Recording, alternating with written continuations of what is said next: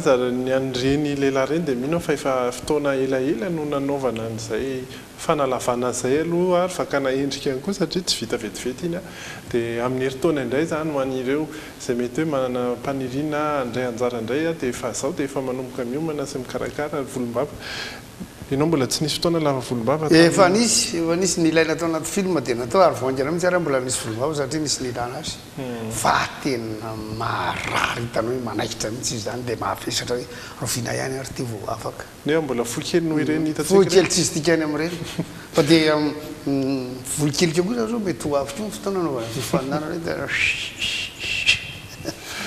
ia izay ny mahakasika an'iny ary fa hijery ny toetry ny andro rapiditsika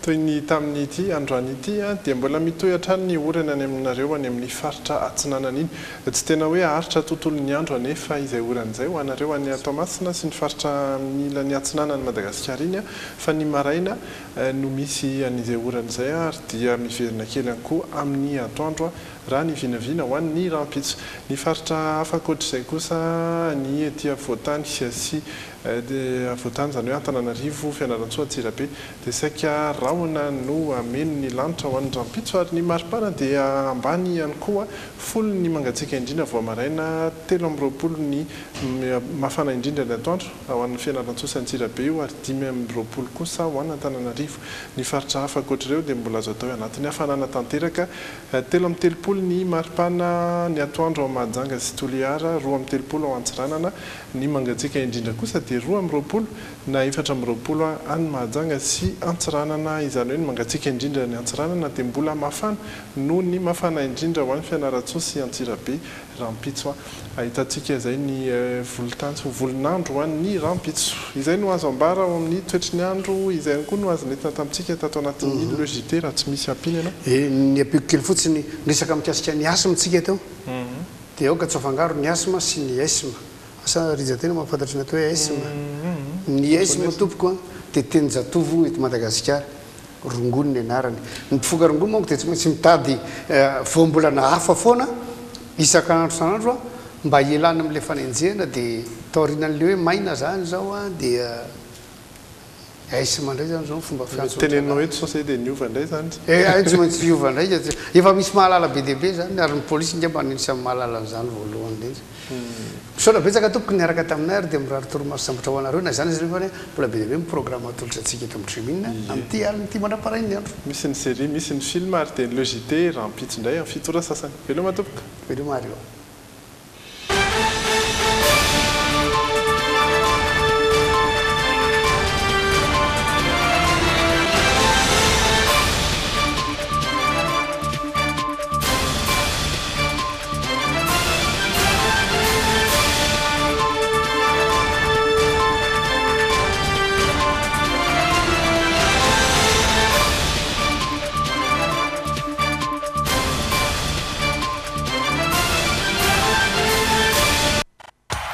sport ianao no misafidy Falmerahabantsika rehetra indray amin'ity takarivan'ny Zoma ity efa samy nanao Zoma mahafinaritra daholo nareo andeha ho farana antsika miaraka amin'ny Paris Sport ara ny androandroany dia ho atombontsika amin'ny sabotsy mahafinaritra be ihany koa ny rapitso asabotsy Paris Sport ianao no misafidy reto avy raha ny lalao antsika androany dia nololaovintsika aminazy correct score izay no be koto indrindra eto amin'ny Paris Sport ao amin'ny Premier League Manchester City ifandony amin'ny Crystal Palace mamina viny nareo hoe mety ho firy sy firy ny baolina matiny reto ekipa rototo reto ireto avy ny eritreretin'ny Paris Sport ho valiny ray 0 na roa 0 na telo 0 na ray ray na ray roa mandresy Crystal Palace fa no ampidirisika ao anaty tikelo telo sy roa zany hoe telo sy roa mandresy Manchester City ny kotin'izay 9,50 Paris Sport ianao no misafidy toizantsika ihany fa misafisatsika but matiny ekipa anankiroa any amin'ny Ligue 1 PSG indray eto ifandony amin'ny Bastia raha jerentsika ny lalao farany fanaovany reto ekipa anankiroa reto tamin'ny voalohan'ity taon'ity dia resin'ny PSG fito no aotra be izao i Bastia tao amin'ny tanin'ny PSG mbola iveriny izay lalao izay any amin'ny tanin'ny PSG fa mino fa tsy ho fito 0 tsiny angamba ny lalao fa no eritreretina indray amin'ity ray 0 na roa 0 na telo 0 na enina 0 zany hoe tsy mampiditra mihitsy zany ny Bastia fa no ampidirisika ao anaty ticket telo 0 ihany koa 6,30 ny kotin'izay Paris Sport ianao no misafidy faranatsika any amin'ny La Liga indray ny lalao antsika androany Barcelone indray eto ifandony amin'ny Villarreal mazava ho azy raha ilalao full time fotsiny tsika na premier mi-temps fotsiny Barcelone no alatsika fa saingy kelikely ny kotiny